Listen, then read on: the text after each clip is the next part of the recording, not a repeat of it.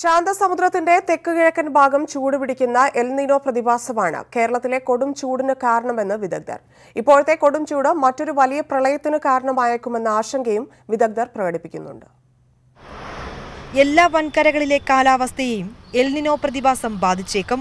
മഴമേഘങ്ങൾ രൂപം കൊള്ളുന്നതിനെ എൽ നീനോ തടയുന്നതാണ് സംസ്ഥാനത്തെ കനത്ത ചൂടിന് കാരണം. വരും മാസങ്ങളിൽ ചൂട് ഇനിയും കൂടാമെന്ന് വിദഗ്ധർ പറയുന്നു. നാച്ചുറൽ വേരിയബിലിറ്റി നമ്മുടെ എർത്ത് സിസ്റ്റത്തിൽ നാച്ചുറൽ വേരിയബിലിറ്റിയും ഈ ടെമ്പറേച്ചർ ഇൻക്രീസിലേക്ക് ലീഡ് ചെയ്യും. ഗ്ലോബൽ ചേഞ്ച് തന്നെ ആവണമെന്നില്ല.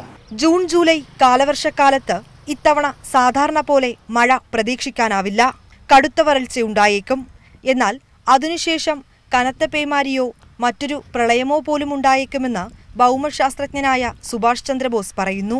മഴ ദിനങ്ങൾ കുറയുന്നു, പിന്നെ മഴയുടെ തീവ്രത, മഴത്തുള്ളിയുടെ തീവ്രത കൂടുന്നു, മഴ മണിക്കൂറുകൾ കുറയുന്നു, തീവ്രത കൂടുന്നു. അപ്പോൾ എന്താ സംഭവിക്കുക? വീണ്ടും ഉരുൾപൊട്ടലും മണ്ണൊലിപ്പും പ്രളയവും വെള്ളപ്പൊക്കവുമായിരിക്കും മഴക്കാലം സമ്മാനിക്കുക.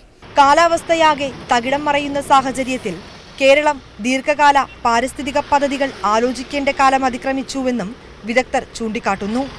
വരും ദിവസങ്ങളിലും സംസ്ഥാനത്ത് ചൂട് കൂടുമെന്നാണ് വിദഗ്ധർ പറയുന്നത്. ഉയർന്ന താപനില സൂര്യാഘാതത്തിനുൾപ്പെടെ കാരണമായേക്കാം. കൊച്ചിയിൽ നിന്ന് ക്യാമറാമാൻ ശ്യാംലാലിനോടൊപ്പം വിനീത വിജി, ന്യൂസ് 18.